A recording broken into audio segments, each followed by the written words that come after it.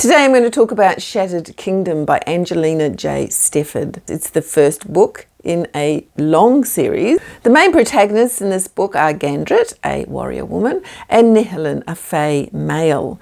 He's a very mysterious character, and we find out more about him as the series progresses. The plot of book one is that Nihilin, who is the chancellor of a kingdom, wants to free the heir to that kingdom from a neighbouring kingdom who has kidnapped him. And he engages Gandrit to help him.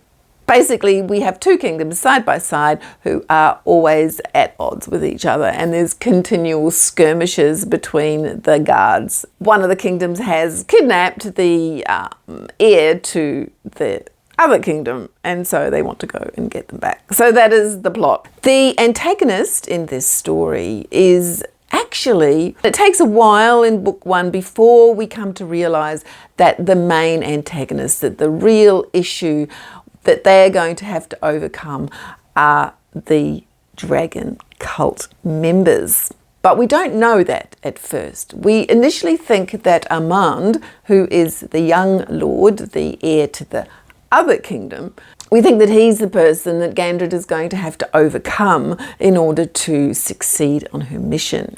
So Gandrit was ripped from her parents as a 7-year-old and taken to a fortress in the middle of a desert where she was trained, brutally trained, to become a warrior. And she's now the best of the warriors. However, she is really wounded from this trauma of being ripped from her parents. She never chose this route for herself. Gandrit has two aims. The initial aim is that she wants to see her family again, but the overarching aim for her, which carries through all the books in the series, is that she wants to be free of being a child of Vala. She wants to be able to make her own choices in life. And as a child of Vala, once they have been fully trained, they get hired out to do various jobs for the different kingdoms. So her future is looking like just a whole bunch of battles, and that's not what she chose for herself. So that's her quest, that's her personal journey. And what gets in the way of her achieving her aims? Well, she has to complete this mission before she can see her family again. And of course, it's a lot more complicated and takes longer than she thought. So that becomes the antagonist to that aim. And her aim to find freedom, well, pretty much everything in the book is frustrating that, because just when she thinks that she might be free of it, it's reaffirmed that no, she cannot escape. And this happens later. I think I read 3 books. Then we have Nihilin, the fae male. Now, as I said before, he's a very mysterious character. He seems incredibly conflicted. The rest of the fae are in some kind of stasis in the forest. They're under a curse. And Nihilin is the only fae that wasn't caught up in this curse. And we don't know very much about the curse initially. And we don't know very much about Nihilin. But he does have to glamour himself. He can't appear as he really is, because all the humans are terrified of the fae. They are told stories as children of how brutal they are. And so when Gandrit notices his fae ears, when Nihilin's glamour slips a little bit, she's terrified of him initially. And so this terror of him, this mistrust of him, carries through for a long time in their relationship. But their relationship does develop, and he does prove himself to be trustworthy and even to be kind sometimes. And when we look through Nihilin's point of view, we see that he has feelings for Gandrit, very strong feelings, but he won't allow himself to dwell on them, to develop them or anything. And we get the sense that there's some reason why that has to do with the rest of the fae, but we don't really know what it is. And it comes out over the 3 books that I read. That's the mystery. And this is why it's such a gripping book, because not only do you have the main plot that I explained before, but you have this mystery about Nihilin. So you've got a mystery as well as just this aim to achieve the goal of each of the books. There's a lot of sexual tension in the relationship between Gandrit and Nehalon, and feelings that they don't want to admit to, that they're not going to go into.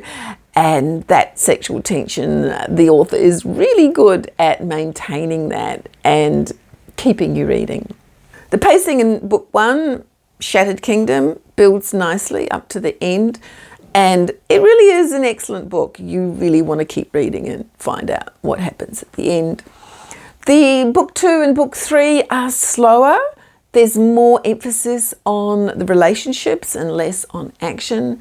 But throughout these books, there's a dark cloud hanging over the whole world in which this takes place. And there's this continual tension. As the story progresses through the series, we have more and more brutal attacks by this dragon cult. And it got to the point where I realized it wasn't really doing anything for my mental health. So I stopped reading. And I won't go back to the series. It's too dark for me. Their quest against the Dragon King and the Dragon Cult, it seems hopeless. They're up against unbelievable and seemingly unbeatable odds. Now, I've read other books, other fantasy books where, it's the same kind of thing, but there's still a lightness, there's still hope. You still get a sense that people can live their life with some sort of joy, even though they are facing, terrible odds. And I personally need that in my reading. I need a certain lightness. I think it's a worthwhile series. The author writes well, but I do think that she's stretching the whole thing out. And apparently there's going to be 9, I think, books in the series. And so I kind of got to the point where it's like, yeah, well, I don't want to live in this world for that long. So it really does depend on your preferences. But honestly, if you're into dark fantasy, then definitely read it. The books are well crafted. They have strong plot. There's a lot of relationship development. You can see the characters evolve as the story goes on. There are twists that you don't see coming. So yeah, on that level, definitely go for it. I would give book 1 5 stars, definitely. Not sure about book 2. Book 3, yeah, probably 4 stars. Okay, that's my review for today. And please, if you enjoyed the review, do like it. Click the button and all. And if you want to make sure you don't miss my future reviews, then please, click that button up there. And in the description, there's a little gift for you as well. Thanks for watching. See you later. Bye.